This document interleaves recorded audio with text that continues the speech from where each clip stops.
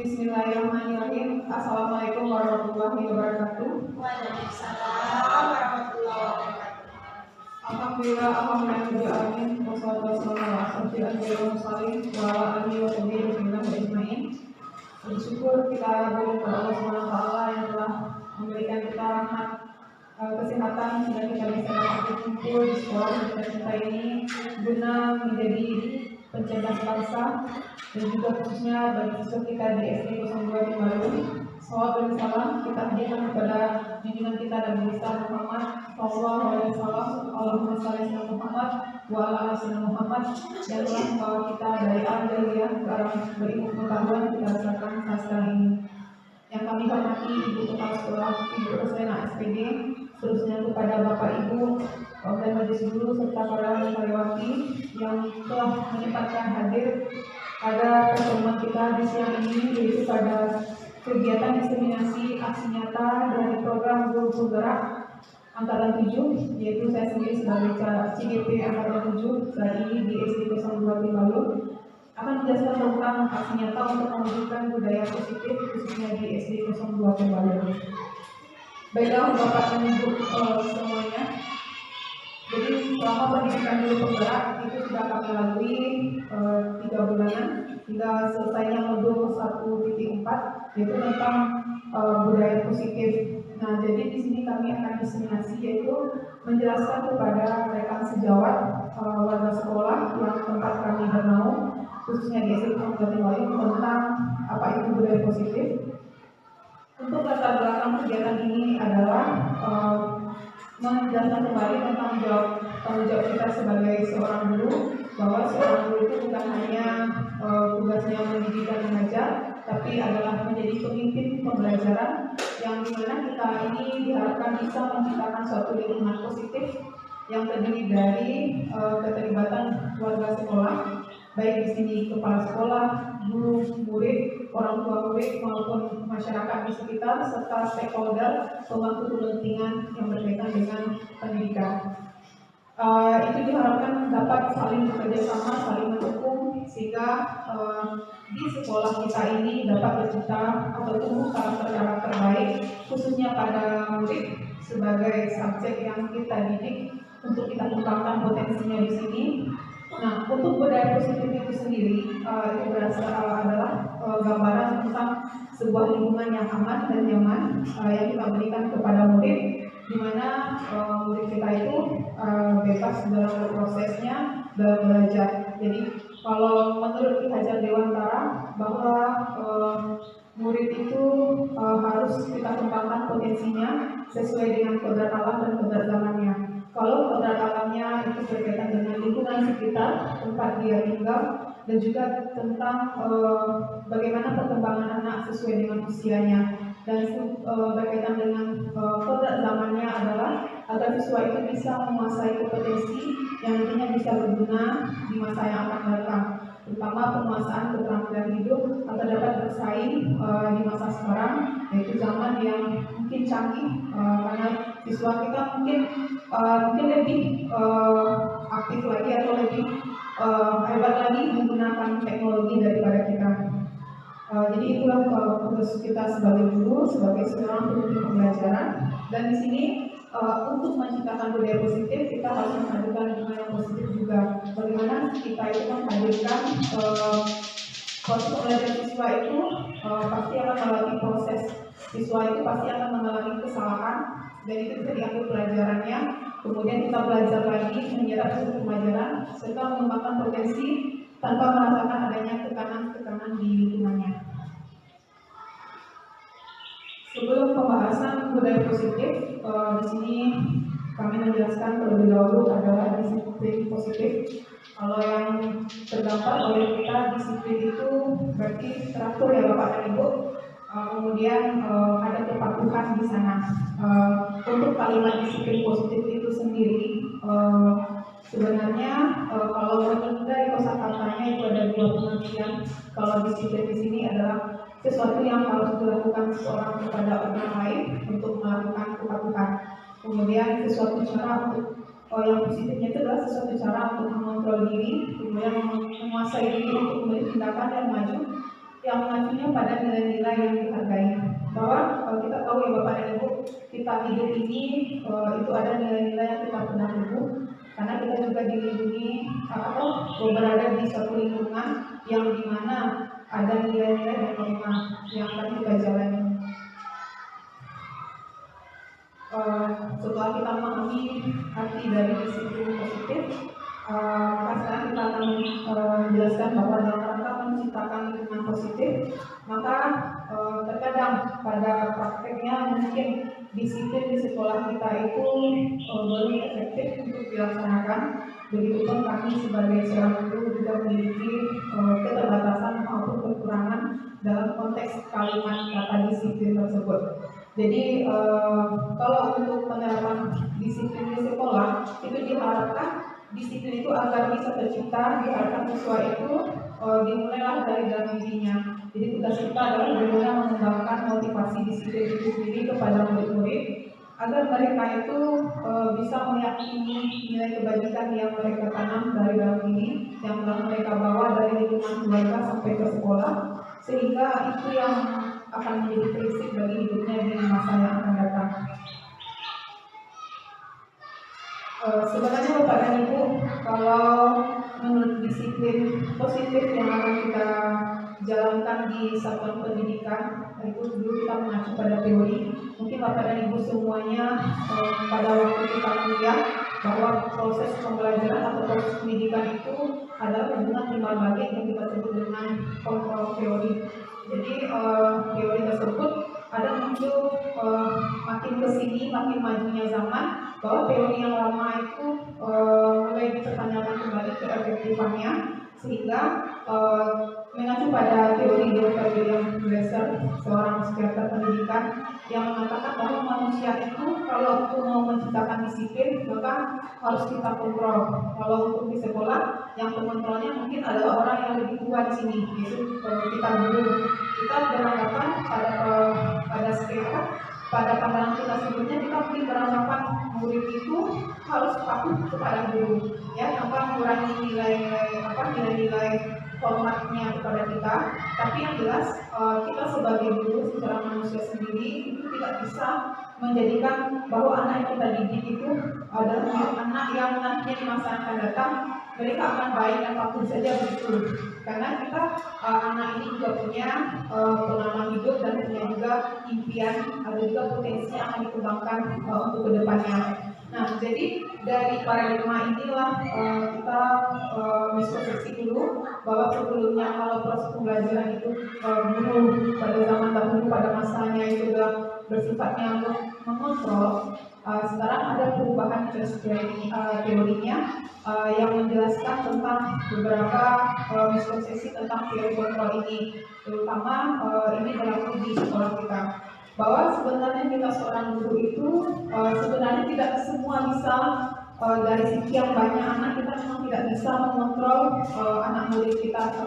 Kemudian mengatakan bahwa untuk pendidikan itu yang positifnya dan kenapa itu karena kita mengontrol anak. Kemudian kita sebagai orang yang dewasa, ketika anak melakukan kesalahan, kita pada zaman mungkin pada masanya dahulu, kalau saya seorang guru, mungkin kita sebagai manusia juga punya emosi mungkin yang mungkin akan membuat mengkritik tindakan anak atau yang istilahnya melakukan pelanggaran aturan yang sudah ada di dalam sekolah kita ini. Ternyata hal itu tidak terjadi pada masa sekarang, karena anak yang kita didik pada sekarang itu karakternya berbeda, ditambah lagi dengan kemajuan zaman dan juga penggunaan pengetahuan dan teknologi saat sekarang ini. Kemudian distorsi yang berikutnya adalah kita seorang yang dewasa adalah sifatnya memaksa kepada peserta didik. Inilah yang merupakan mispersepsi dari teori kontrol pada sebelumnya yang diperbaharui pada proses pembelajaran dan kurikulum yang kita hadapi sekarang ini.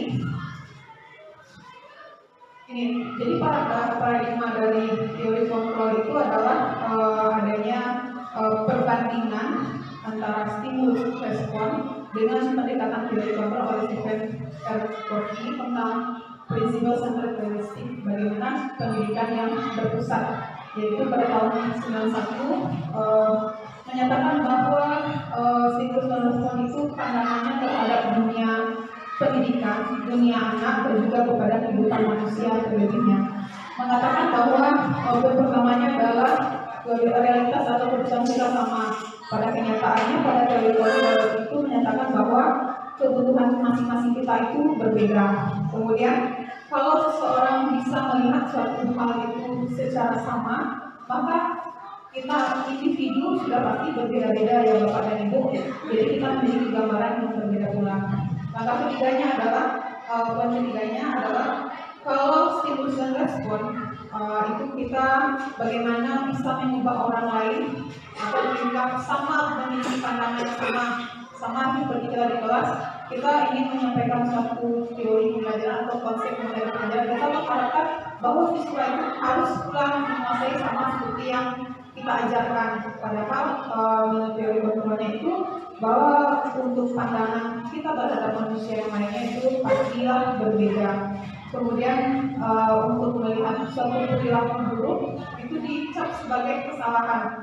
Sementara untuk pendekatan teori kontrol yang sudah diperbaharuinya itu bahwa perilaku yang dilakukan oleh orang baik manusia baik anak kecil maupun dewasa itu pastilah ada alasan dan tujuan yang tertentu. Kemudian mengatakan stimulus dan respon itu adalah orang bisa mengontrol saya. Jadi kalau orang mengontrol saya, nantinya teori ini akan mempengaruhi ke karakter atau kepribadian anak di masa yang akan datang. Bahwa dengan mungkin dunia setelah mereka lewat dari proses pendidikan itu akan berbeda yang akan mereka jalani. Sama juga seperti kita ya Bapak dan Ibu pada masa kuliah, bagaimana proses pendidikan kita bagaimana pula di lapangan.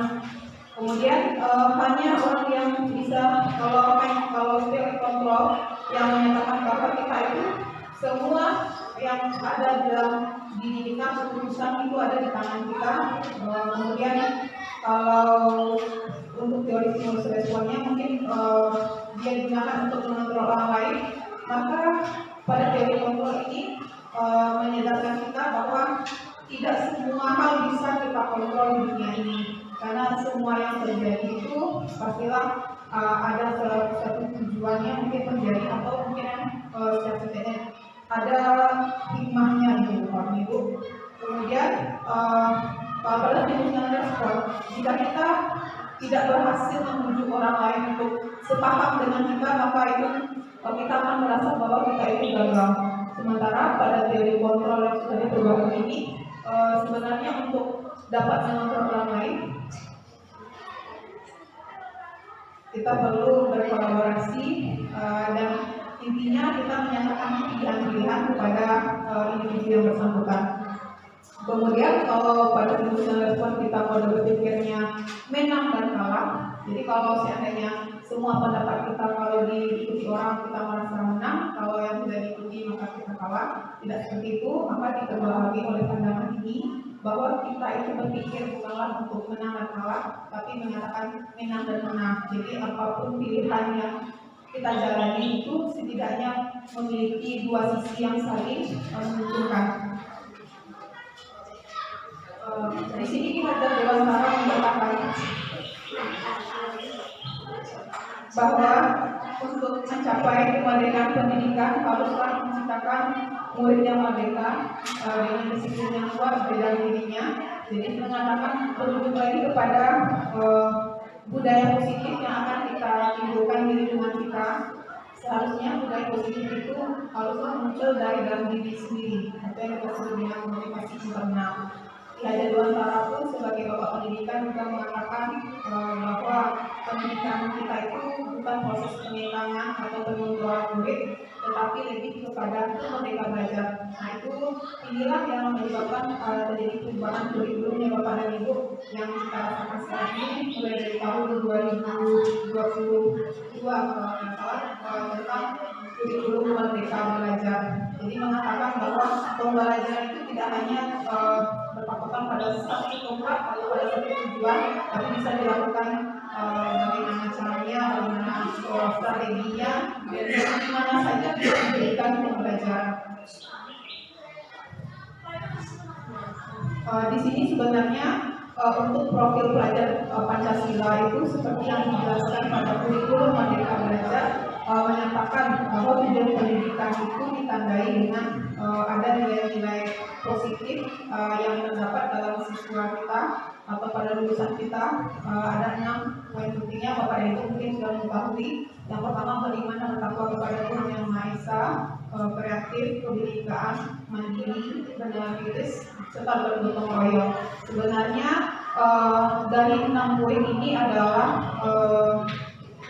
penyimpulan dari nilai-nilai yang sudah kita anggap sebagai nilai-nilai budaya positif, nilai-nilai kebajikan yang diberlakukan secara universal, tapi dimanfaatkan lagi atau dipadatkan lagi. Maka kita tidak membahas nilai-nilai kebajikan yang apa saja yang ada dalam kehidupan kita, tapi berfokus kepada lulusan kita nantinya, pada peserta didik kita, yaitu tercerminnya profil pelajar Pancasila.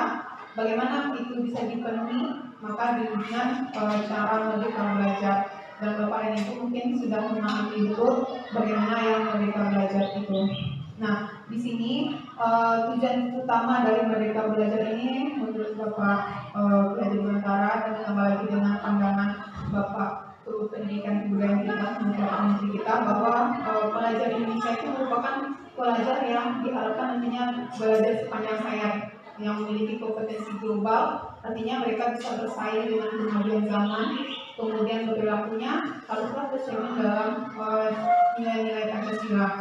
Kalau untuk Pancasila, mungkin Bapak dan Ibu sudah mengetahui bahwa sebagai Pancasila itu adalah ideologi negara kita, bahwa dalam kehidupan kita itu ada 5 sila aturan dasar hidup kita, ketuhanan Yang Maha Esa, berarti nilai-nilai ketuhanan, kemanusiaan yang adil dan beradab. Itu tentang banyak nilai kemanusiaan, kemudian persatuan, bagaimana kita menjalin kerjasama dengan orang lain, kemudian yang keempat adalah kerakyatan yang dipimpin oleh hikmah kebijaksanaan dalam kemasyarakatan, seperti itu bagaimana kita menaati pimpinan kita. Kalau di negara mungkin pimpinan kita adalah presiden, kalau di instansi kita adalah pimpinan kita adalah kepala sekolah, atau di atasnya lagi dan paling ujung pada dinas pendidikan kita. Kemudian untuk di lingkup kelas sendiri, bahwa guru itu adalah pemimpin pembelajaran. Nah, di sini untuk disiplin sendiri mungkin ada punya tantangan tersendiri, dan saya sendiri juga menyadari sulitnya untuk mencapai kata disiplin itu. Namun setidaknya dengan mempelajari ini mungkin mengubah pandangan kita semua kepada Ibu. Untuk kira dosen dalam bukunya Restriksi Sekolah Disiplin menyatakan ada 3 motivasi perilaku manusia. Teori inilah yang kita gunakan bagaimana kita itu bisa menciptakan lingkungan yang positif dan nantinya akan menjadi budaya positif di sekolah kita. Pertama, untuk disiplin itu diterapkan, biasanya ada 3 pilihan yang Bapak dan Ibu. Ketika ada aturan dibuat, biasanya ada orang yang sebagian dari kita mematuhi itu, berarti kita untuk menghindari ketidaknyamanan atau sebuah hukuman. Begitu juga dengan murid kita di kelas, kita beri tugas, ada yang mengerjakan, tapi motivasinya itu berbeda. Kadang motivasinya takut dibilang sibuk, takut kena marah, takut ini gitu. Kalau yang keduanya, pilihan yang keduanya, kita melakukan sesuatu hal itu adalah demi mendapatkan imbalan atau penghargaan dari orang lain. Begitu juga di kelas. Terkadang ketika kita memberikan sebuah tugas atau aturan kepada murid kita, ada siswa itu bersemangat. Apalagi kalau kita sebagai guru, kita puji hasil karyanya itu. Jadi motivasi anak untuk melakukan segala sesuatu itu, ya ini pilihannya dari kedua, itu mendapatkan imbalan dan penghargaan dari orang lain. Nah, kalau untuk yang ketiganya adalah pilihan ketiganya adalah untuk menjadi orang yang mereka inginkan dan menghargai diri sendiri dengan nilai yang mereka percaya. Dan ini mungkin belum terrealisasi dengan baik, karena pilihan ketiga ini kita sebagai orang dewasa pun pasti akan kelabakan, mungkin belum sempurna untuk menerapkannya. Segala perilaku yang kita lakukan itu, pilihan dasar motivasinya itu adalah karena memang yakini kalau menyadari hak ataupun tugas dan kewajiban kita. Begitu yang siswa, kita bertanya kepada siswa lagi, kalau murid mungkin yang mempunyai tujuan pendidikan yang jelas, ketika dia melakukan proses pembelajaran itu dia akan paham. Ketika guru berikan tugas, mereka kerjakan bahwa yang benar kalau mengerjakan tugas itu yang benar dia karena dia bersekolah, karena dia belajar. Kemudian kalau dia punya nilai yang dia yakini, saya kalau dikasih tugas itu harus saya selesaikan dengan baik. Maka ini dasar dari motivasi siswa untuk melakukan segala yang berkaitan dengan pembelajaran. Nah, di sini untuk penerapan budaya positif adalah dengan menerapkan disiplin positif. Sebenarnya kalau untuk budaya positif itu sudah ada di sekolah kita, karena dasar dari disiplin positif itu adalah rambu-rambunya itu adalah peraturan dan tata tertib yang berlaku di sekolah. Namun yang perlu kita di sini tekankan adalah bahwa segala peraturan yang kita buat itu mungkin belum semuanya menjadi budaya positif di lingkungan tempat kita, tempat kerja kita, apalagi untuk di kelas kita. Maka di sini dijelaskan pada modul 1.4 budaya positif ini, Bapak dan Ibu, kita mengkaji tentang ketika disiplin itu ditegakkan, sebenarnya ada 3 bentuk yang akan terjadi, bahwa pilihan dari suatu perbuatan yang dilakukan oleh kita sebagai manusia itu sebenarnya terdiri dari hukuman, ada diberikan sanksi, dan juga berupa retribusi. Retribusi ini adalah mungkin istilah baru bagi kita, dan saya pun juga baru mengenal ini, dan itu yang kami pelajari selama proses pendidikan. Nah, kalau pada konsepnya, pada pelaksanaannya di lapangan, ketika ada terjadi perilaku yang bertentangan dengan peraturan, maka langkah yang kita ambil adalah berupa pemberian hukuman. Ternyata setelah pemberian hukuman itu ada kelebihannya dan ada kekurangannya, dan inilah yang dikaji apa itu perbedaan dari hukuman, kemudian ada pemberian sanksi atau konsekuensi, dan juga bagaimana pula keberhasilan disiplin positif itu dengan menggunakan restitusi. Jadi di sini mengatakan kalau hukuman, kalau itu akan terasa lebih menyakitkan kalau kita melakukan di kelas kita, ya. Sebagai orang dewasa, ketika murid dari sekian banyak berbeda karakter di dalam kelas melakukan kesalahan, yang terbayang sama kita dulu anak yang berbuat salah itu adalah pemberian hukuman. Ternyata itu dinilai tidak efektif. Kemudian ada pemberian sanksi. Kalau hukuman pasti beriringan dengan sanksi. Ketika mereka telah melanggar sebuah aturan, ada konsekuensi yang harus mereka hadapi. Dan kalau di sini sifatnya adalah pilihan. Poin keduanya adalah ketika diberikan hukuman, tidak akan ada perasaan tidak nyaman dari anak, apalagi ketika kita telah memarahi siswa, itu akan terkenang dalam dia. Bahkan ketika dia lulus dari SD pun pasti dia akan mengingat kalau ketika kita memberikan hukuman itu kalau anak mencap atau hukuman yang kita berikan itu merasakan tidak bisa dia terima, itu akan dikenang sampai kapanpun. Kemudian kalau untuk sanksi itu sifatnya dalam jangka pendek. Mungkin mereka sudah melakukan kesalahan, kemudian diberikan sanksi, mereka telah ikuti itu untuk motivasi dari dirinya sendiri itu sifatnya pendek. Kalau untuk restitusi ini lebih kepada menguatkan murid agar jadi jangka waktunya itu panjang.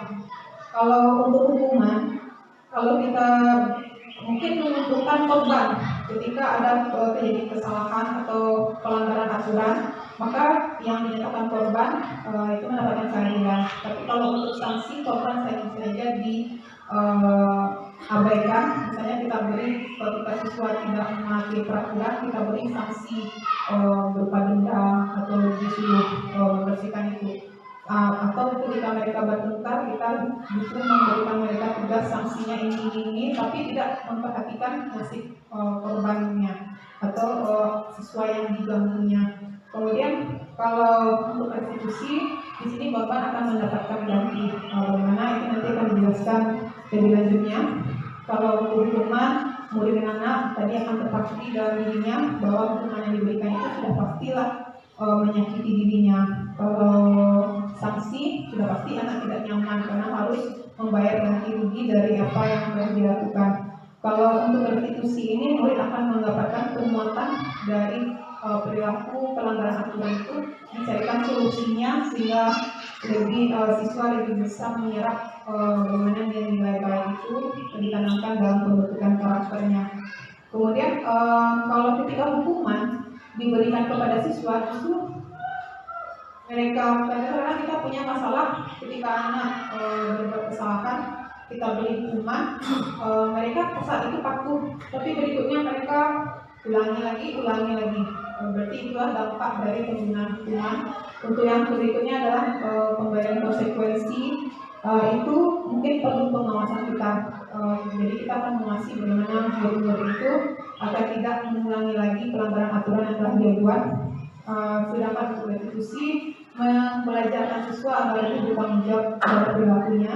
Kemudian kalau untuk institusi, kalau pada kehidupan nyata mungkin itu tidak berlanjut ketika diberikan hukuman, mungkin hanya sekedar ketika diberikan hukuman sudah selesai sampai di sana.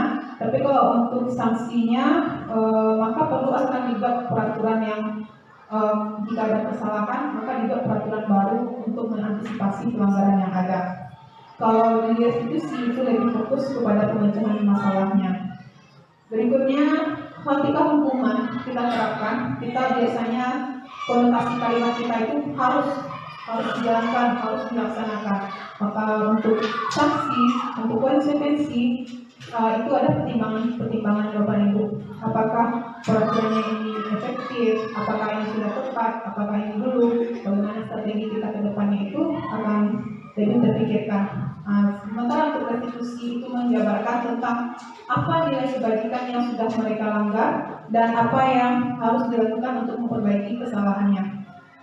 Nah, ketika hukuman diberlakukan, beberapa murid mungkin kita secara nyata mungkin akan terlihat pada perilaku siswa ketika kita berikan hukuman, itu sifat anaknya akan lebih membenci peraturan itu.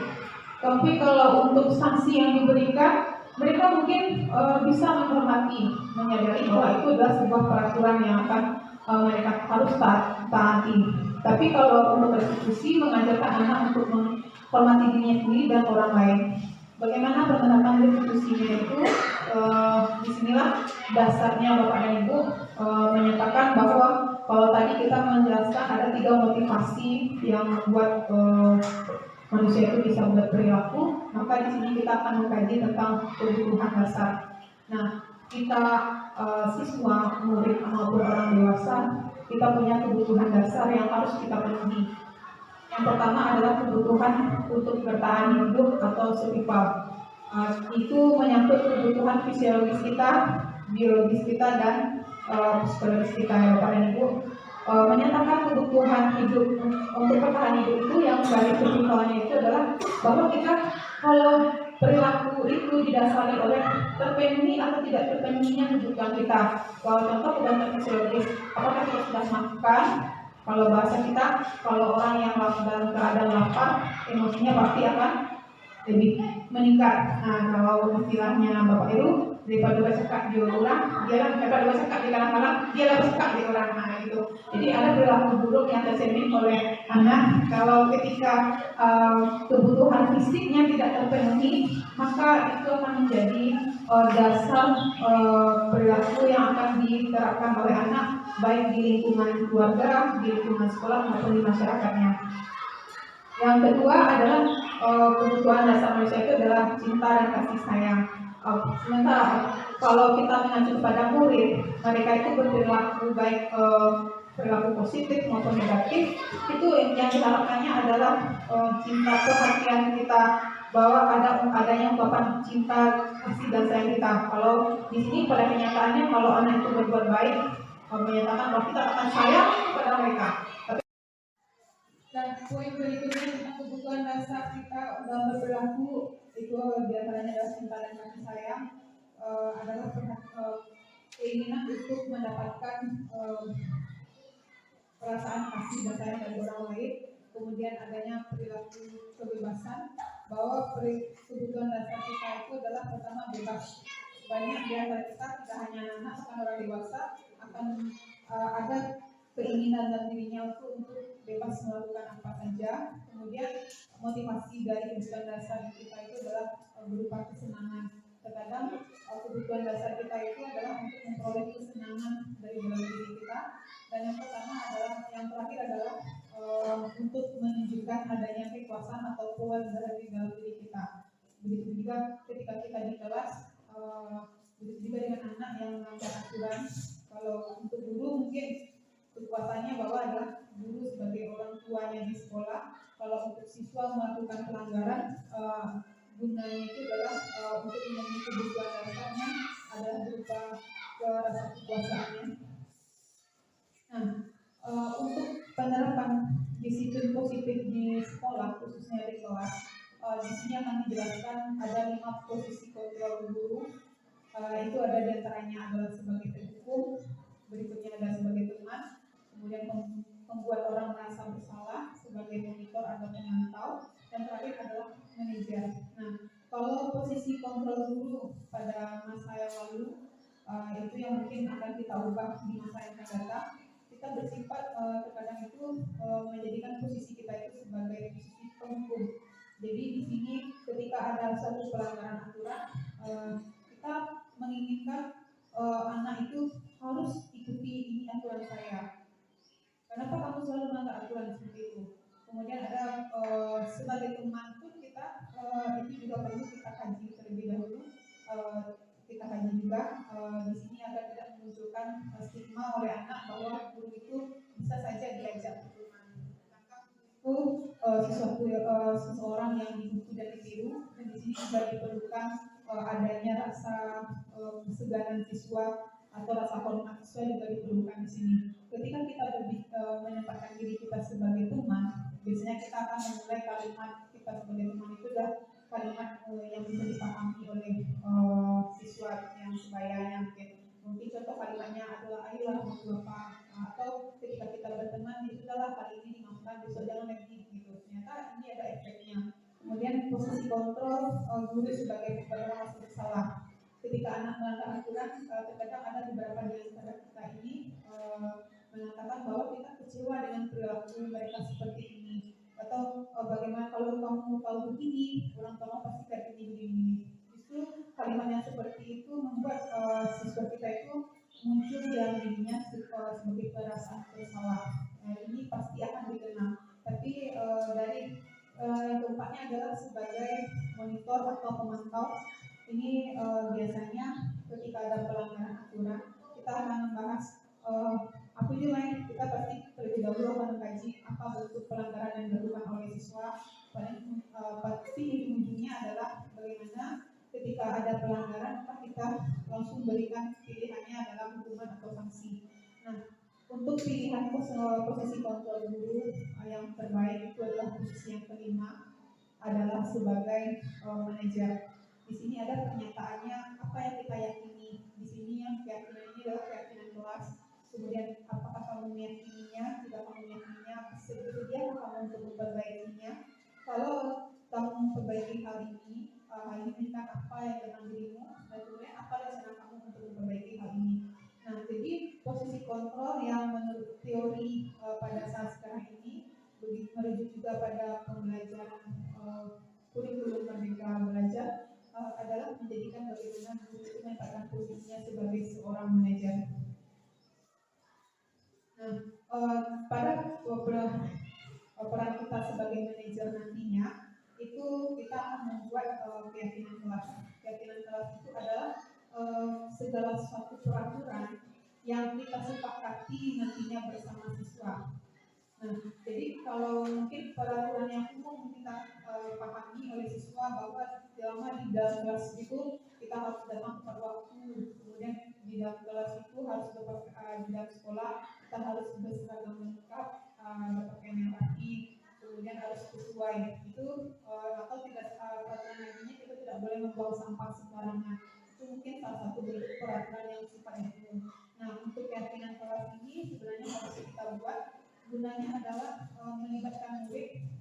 kita akan tanya ke murid bagaimana harapan dan keyakinan siswa untuk membuat sebuah keyakinan kelas atau sebuah peraturan yang disepakati secara bersama-sama. Nanti siswa akan mengungkapkan apa harapannya. Dia inginkan kelas yang bagaimana di sini. Terkadang pada saat saya melaksanakan pembuatan keyakinan kelas, ada kalimat siswa itu mengatakan tidak boleh mengejek Bu. Berarti di budaya positif kita, di budaya sekolah kita ternyata masih ditemukan anak murid itu saling mengejek atau yang tindak sekarang kita sebut dengan tindakan pembulian. Ternyata setelah kita mendengarkan apa yang dirasakan oleh murid, maka kita akan paham bahwa di kelas saya khususnya itu ternyata anak ini masih menggunakan kalimat-kalimat atau verbal yang konotasinya negatif untuk mengejek orang lain atau pembulian kepada orang lain. Maka dengan adanya harapan itu keyakinan kelas akan kita lahirkan peraturannya. Disitulah mulai peraturan itu dibuat dan diharapkan bisa ditaati oleh semua murid bahwa tidak boleh lagi berkata-kata yang kotor atau lagi berkata yang jelek atau menghina atau mengejek orang lain atau tidak boleh melakukan tindak pembulian di kelas ataupun di sekolah dimanapun dia berada. Kemudian ini akan ditangani dan dibuat posternya. Nah, ini adalah salah satu contoh poster keyakinan kelas yang telah saya buat. Pertama di sini adalah yang selalu disimpulkan ada tepat waktu, berpakaian rapi dan sesuai, kemudian berdoa dan sebelum dan sudah belajar, kemudian menjaga kebersihan sekolah. Di sini adalah mungkin kita simpulkan kalimatnya itu saling menghormati dan bekerja sama. Kemudian ketika guru menjelaskan harus menyimak, dan yang terakhir adalah belajar sungguh-sungguh dan selalu bersikap jujur, santun dan mandiri. Jadi di sini adalah satu contoh poster itu sudah ditempelkan di dalam textbook. Itu yang diyakini. Nah, inilah yang kita sebut dengan penyelesaian masalah ketika kita ingin menghidupkan atau membudayakan budaya positif di sekolah kita. Yang diharapkan itu adalah kita bisa menerapkan segitiga revolusi. Yang pertama, segitiga revolusi itu adalah menstabilkan identitas, kemudian validasi tindakan yang salah, kemudian baru menanyakan keyakinan. Di sini gambarannya adalah begini: ketika anak melakukan pelanggaran sebuah hukuman, maka kita tidak langsung mengapa ini terjadi, tapi kita stabilkan dulu identitasnya. Kita menyadari bahwa semua orang itu pasti pernah melakukan berbuat salah. Bapak Ibu, itu yang perlu kita terapkan kepada murid. Karena jika kita sudah menggunakan kalimat semua orang pasti sudah pernah melakukan kesalahan, mereka merasa dihargai nantinya. Daripada kita harus menunjuk kamu salah, kamu yang nakal, kamu yang jahat, daripada kalimat itu dipakai, lebih baik langkah pertama yang kita lakukan itu adalah menstabilkan identitasnya, bahwa mereka itu menyadari apa peran mereka sebagai individu dan juga sebagai masyarakat di warga sekolah kita ini. Mengatakan ada lagi menstabilkan identitas ini adalah kalimat lainnya adalah bukan hanya kamu saja yang pernah melanggar, tapi orang lain pun pasti pernah. Tapi di sini setelah kita menstabilkan identitas, mereka membuat dengan menstabilkan identitas, setidaknya mereka akan menyadari bahwa kesalahan mereka yang mereka buat itu akan disadari secara sadar ataupun secara langsung oleh siswa. Kemudian kita tanya, akan kita validasi tindakannya. Nah, kalau semua orang sudah pasti pernah melakukan kesalahan itu, baru kita akan tanya, kamu itu melakukan hal ini tentu ada alasannya. Apa alasannya?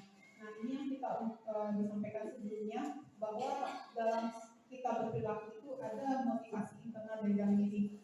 Dan salah satu alasan untuk melakukan suatu perilaku itu adalah adanya alasan mengenai terjadinya kebutuhan dasar kita. Itu ada 5 kebutuhan dasar ya Bapak dan Ibu.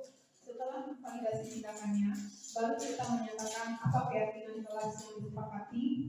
Nah, misalnya ketika mereka berkelahi atau memukul teman, nilai apa yang kamu langgar? Kalau mereka memukul anak, memukul teman, berarti kan mereka tidak menghargai, tidak menghormati orang lain. Nah, itu nilai yang mereka langgar. Kalau mereka sudah bisa menyebutkan itu, nah kalau sudah seperti ini, baru kita berikan pilihannya. Apa yang kamu lakukan setelah ini? Nah, kamu mau dicap sebagai apa? Kalau kamu melanggar nilai keyakinan kelas ini, kamu mau jadi seperti apa nantinya? Itu semua jawaban haruslah berasal dari murid. Nah, di sini ada pada pelajaran sebelumnya, ini ada sebuah kasus, mungkin siswa sedang makan di dalam pelaksanaan PH, sehingga itu bisa mengganggu ketertiban kelas dan konsentrasi. Nah, terkadang ketika sedang ujian, kalau melihat ada teman makan atau teman apa, itu pasti akan mengganggu Bapak dan Ibu. Ini mungkin ini dia salah satu contoh video pembelajaran tentang penerapan segitiga restitusi. Biasanya ketika ada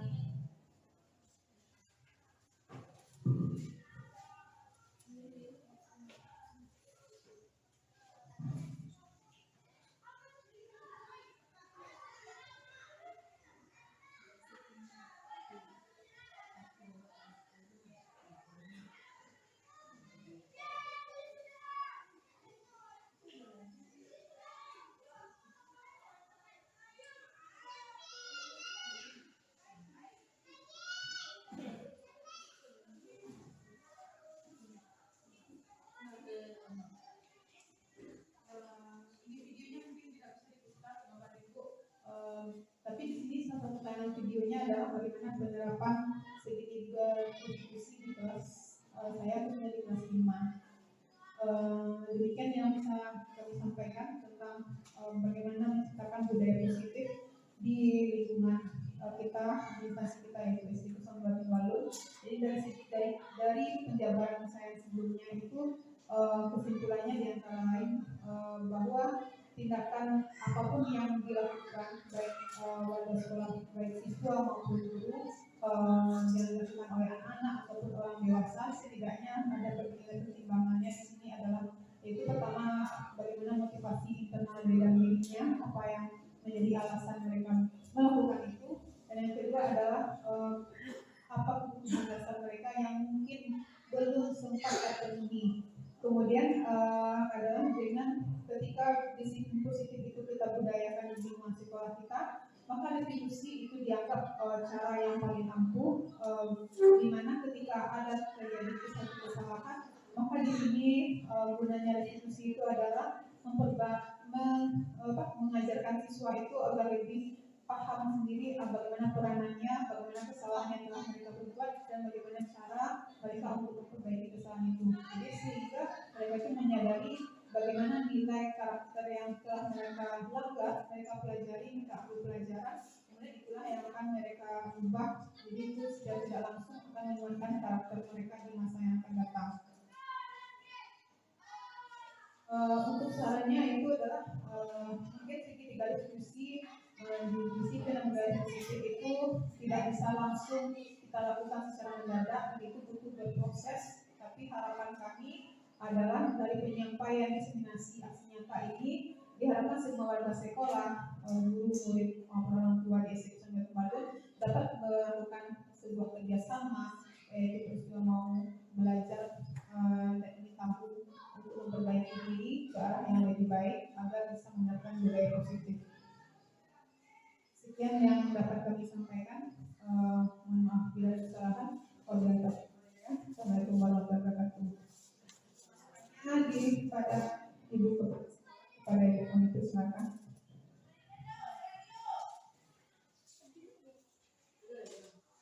Bismillahirrahmanirrahim. Terima kasih.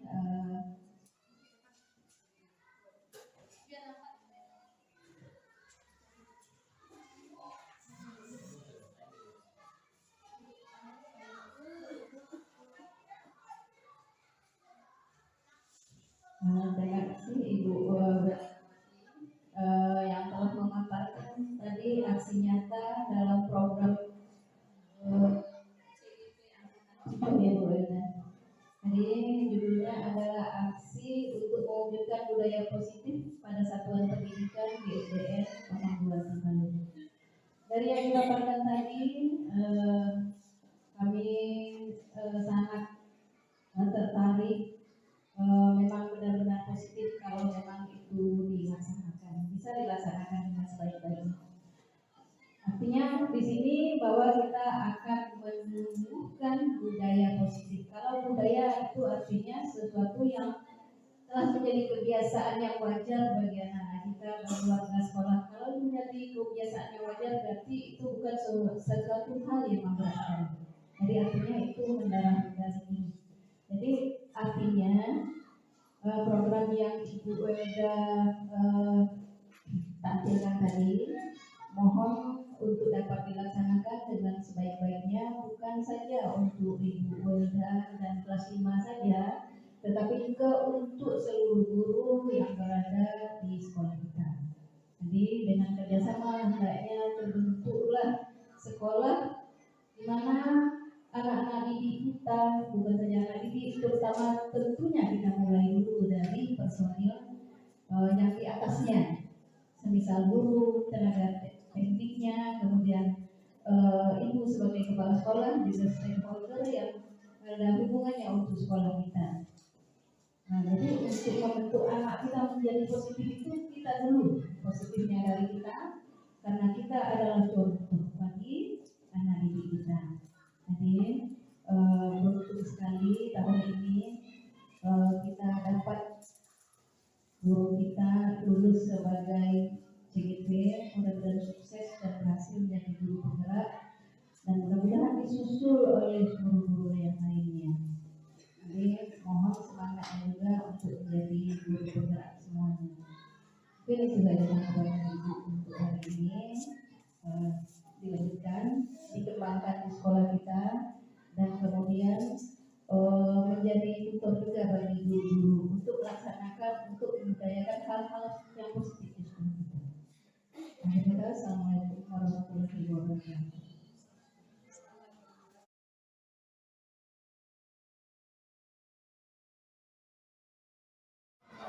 Assalamualaikum warahmatullahi wabarakatuh.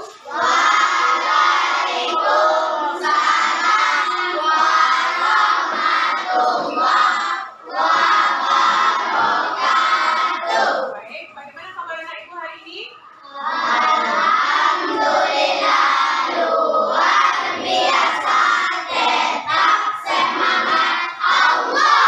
Bagus. Nah, jadi anak ibu dalam keadaan baik, maka kita bisa memulai pelajaran kita dengan lancar, insya Allah ya. Anak ibu sudah sarapan semuanya? Nah, sebelum mulai pelajaran ada pembahasan kita, yaitu adalah menentukan keyakinan kelas kita, ya, untuk menerapkan budaya positif yang ada di sekolah kita di SD Kesembilan Timbalun. Nah, anak-anak ibu semangat? Ibu tes dulu semangatnya. 1 semangat, 2 semangat, 3 semangat, 4 semangat, 5 semangat, 6 semangat. Oke, kita semangat. Nah, sebelum menentukan keyakinan kelas, ibu tanya dulu. Pada pelajaran sebelumnya kita sudah mengenal yang namanya hak dan kewajiban.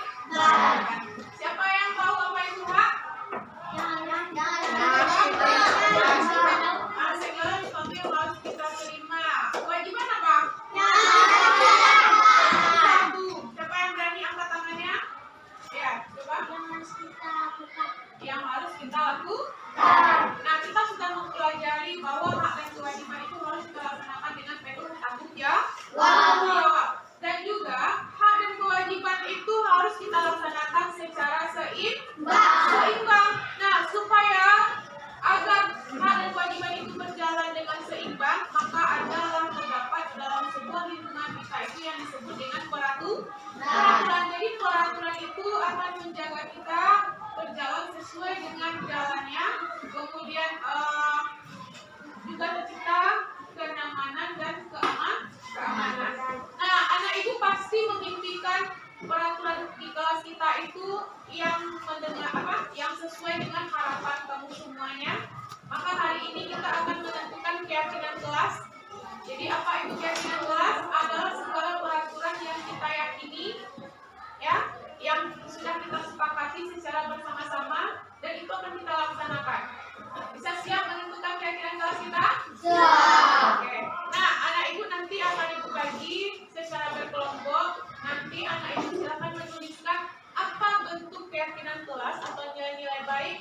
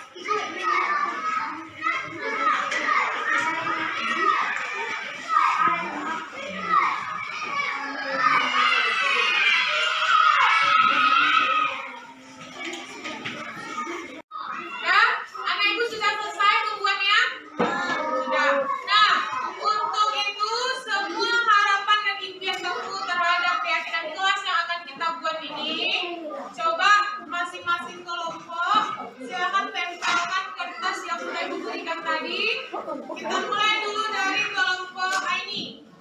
Silakan tempelkan papan tulis. Ya, semuanya semua kertas yang sudah dibagikan, silakan susun ya.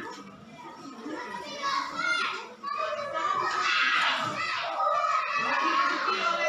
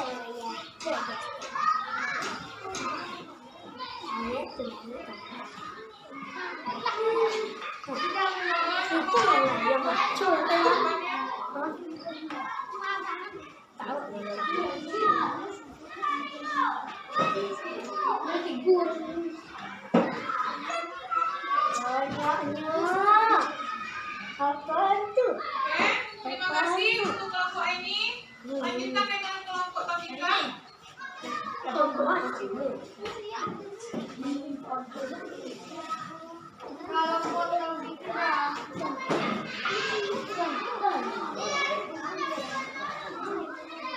Lagi kelompok Tafika dengan Widianto. Belum? Siapa yang selesai? Boleh lanjutkan. Marcel. Lihat di sini. Marcel. Azabah.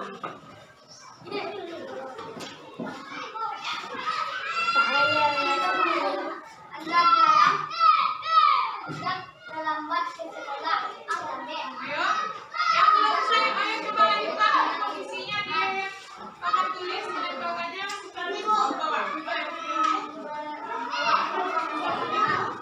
Yang lainnya tak lengket,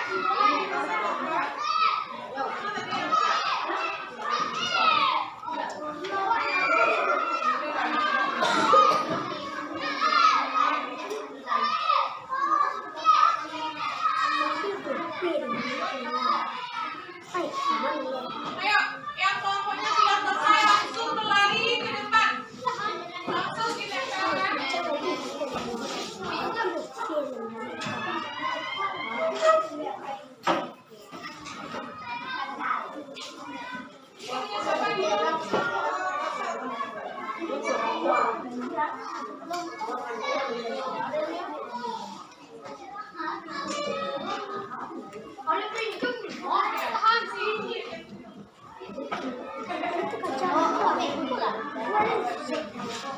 Kira kue, tengok.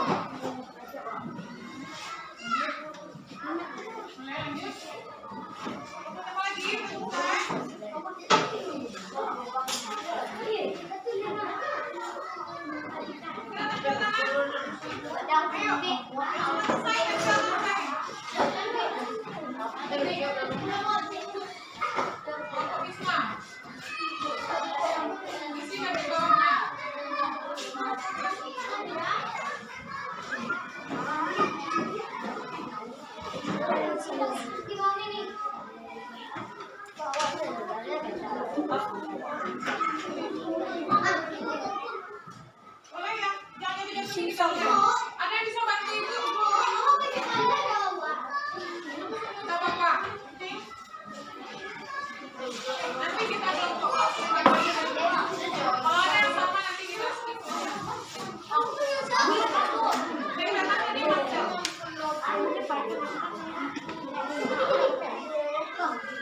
Jangan lupa kita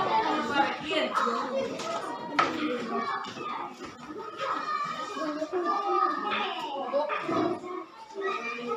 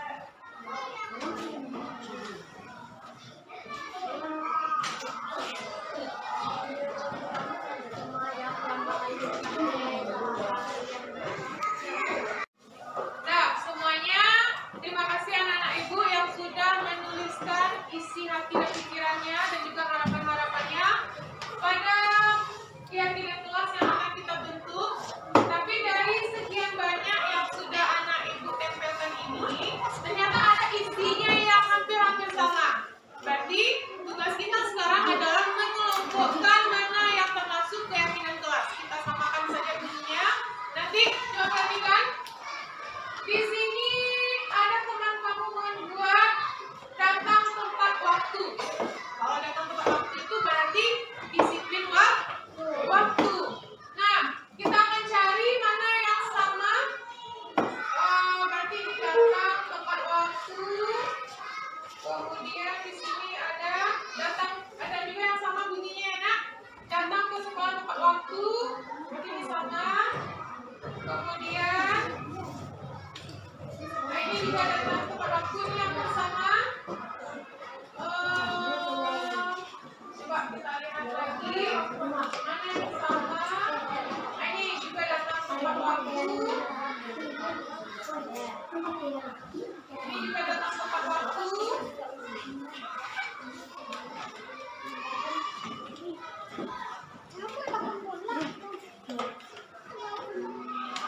Ini juga datang tepat waktu, sama ya nak ya. Ini juga datang tepat waktu.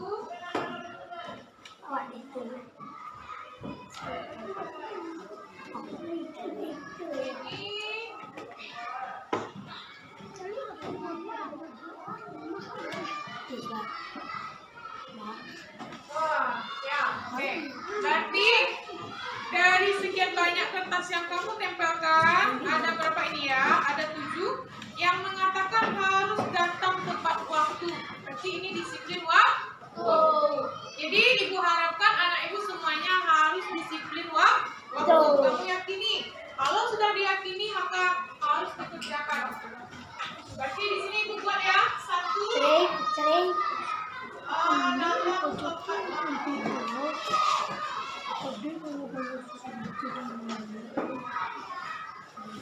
Nah, lanjut. Kalimat yang berikutnya adalah berpakaian lengkap. Berarti kita meyakini di sini kalau dalam aturan kelas kita yang kita yakini bahwa kita itu harus menggunakan seragam yang bagaimana? Tentu yang rapi, yang sopan dan sesuai. Kalau hari Senin pakainya pakai warna putih, hari Jumat pakaian baju muslim, hari Rabu pakai baju batik. Jadi jangan ada yang bilang-bilang enak. Nanti hari Rabu baju batik, kamu pakai baju Jumatnya, baju muslimnya. Atau hari Jumat pakai baju muslim orang, kamu pakai baju pramuka. Itu tak boleh ya. Berarti harus kamu tenangkan dalam diri kamu. Keyakinan kelas kita adalah disiplin dalam berpakaian, yaitu seragamnya mengenakan seragam yang lengkap dan juga sesuai dengan waktunya. Paham? Sekarang berapa orang yang membuat ini? Ini harus berpakaian rapi. Ini juga masih sama. Kemudian ini tidak boleh berpakaian rapi, juga sama. Apa lagi nak?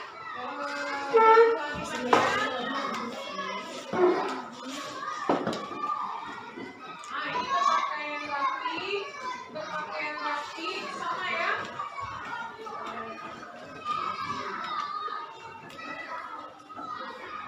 Memakai seragam sekolah yang sudah ditentukan ya. Ini berarti disiplin dalam berseragam. Harus rapi, pakaiannya lengkap, boleh. Pakaian rapi dan bersih, benar. Ini masih sama satu kalimatnya. Oke, berarti ini kita simpulkan ya. Disiplin yang kedua adalah berpakaian rapi, lengkap, dan sesuai.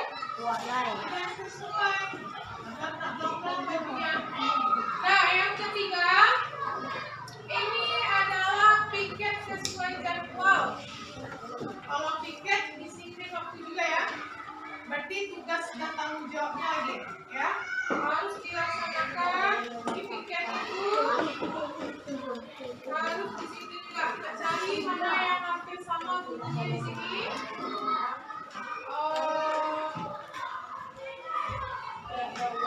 Boleh kita masukkan ini nak? Tidak boleh mengajar.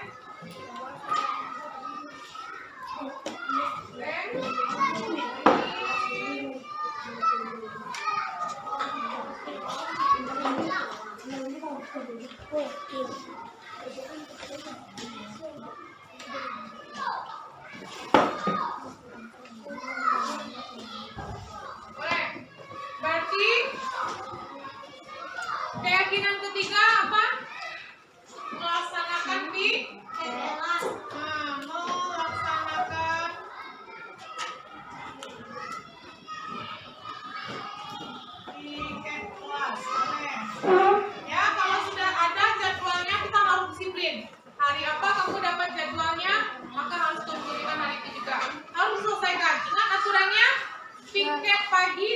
makan siangnya itu harus diperhatikan.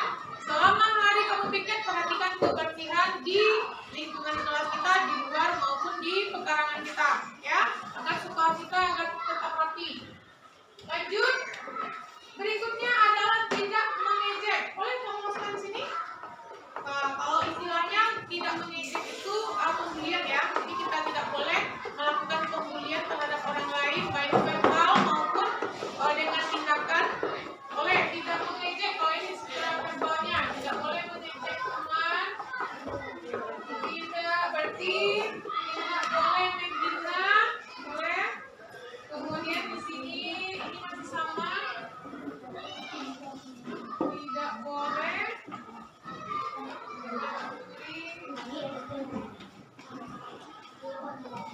Tidak boleh mengejek, tidak boleh membuli, tidak boleh mengejek. Oke. Tidak membuli, tidak boleh, tidak memukul teman, tapi masih sama, ya. Tidak boleh memukul, tidak boleh berkata yang tidak baik. Kemudian apa lagi? Nah, ini kalau kata kuncinya ini, kalau anak ibu itu berarti kita tidak boleh mengejek orang lain. Nanti kita harus bagaimana perilaku kita? Harus saling apa itu? Harus saling ya bagus nanti. Apa? Ini dia jatuhnya. Oke. Nomor 4.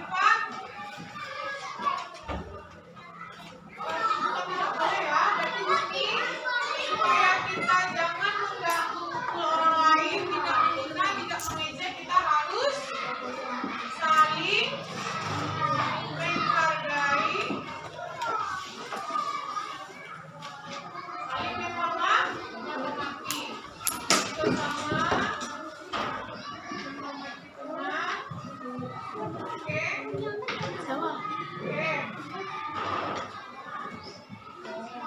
Lanjut. Berikutnya adalah sopan terhadap guru. Berarti aturan yang kita yang di sini apa? Menghormati guru. Jadi apapun perintah guru, apa yang ditugaskan oleh guru harus kita hormati, mengerti perintah guru. Ini masih sama.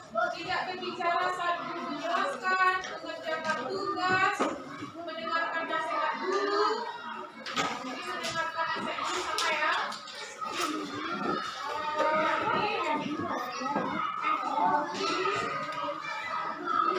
Kemudian di sini apa lagi?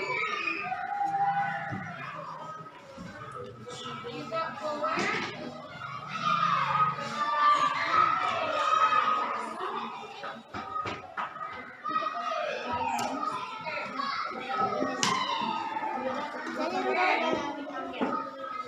nanti kita sepakati apa keyakinan kelas kita?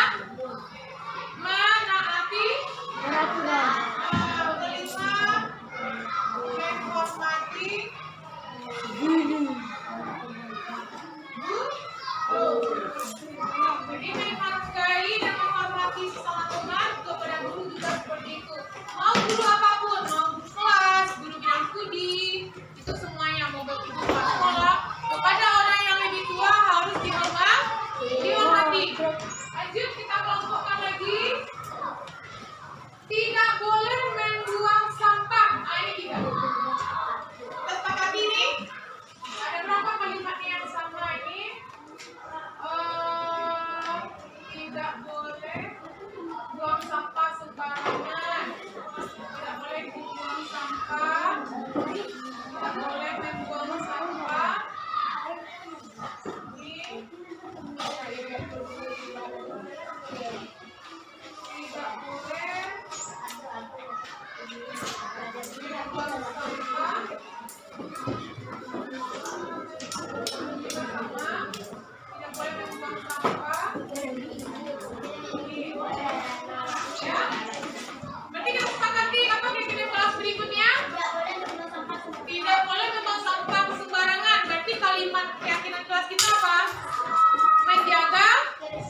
kebersihan lingkungan. Yang ke-6, menjaga Nah,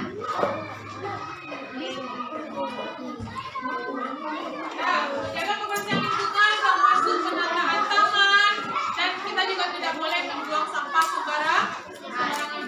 Berikutnya, menjaga kenyamanan, tidak boleh berkata kotor. Jadi masuk ya, tidak boleh berkata kotor. Kasih di sini sama. Kasih itu saling menghargai. Kita tidak boleh menyakiti, tidak boleh menyakiti, tidak boleh bertengkar.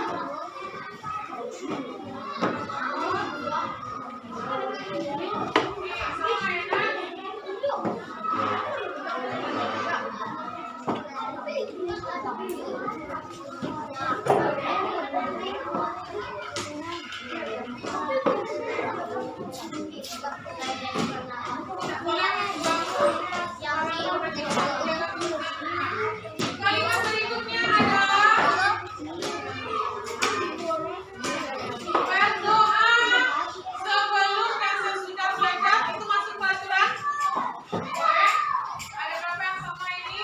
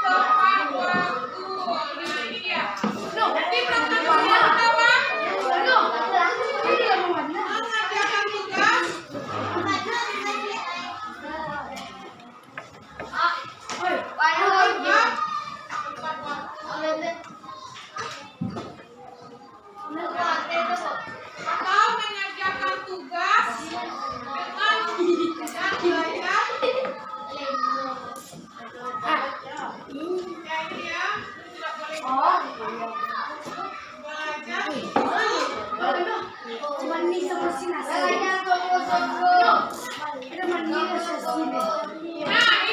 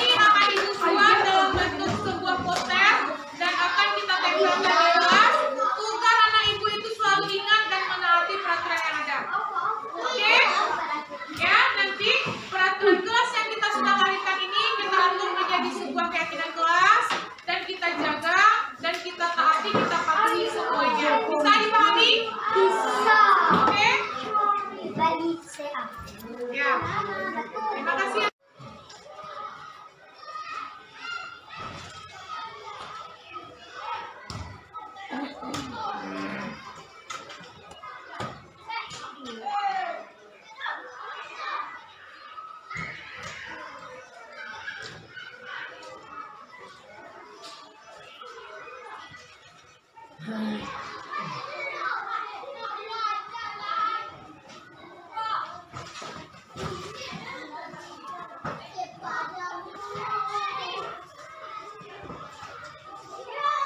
Ibu dilarang menggunakan saksi. Tetapi boleh.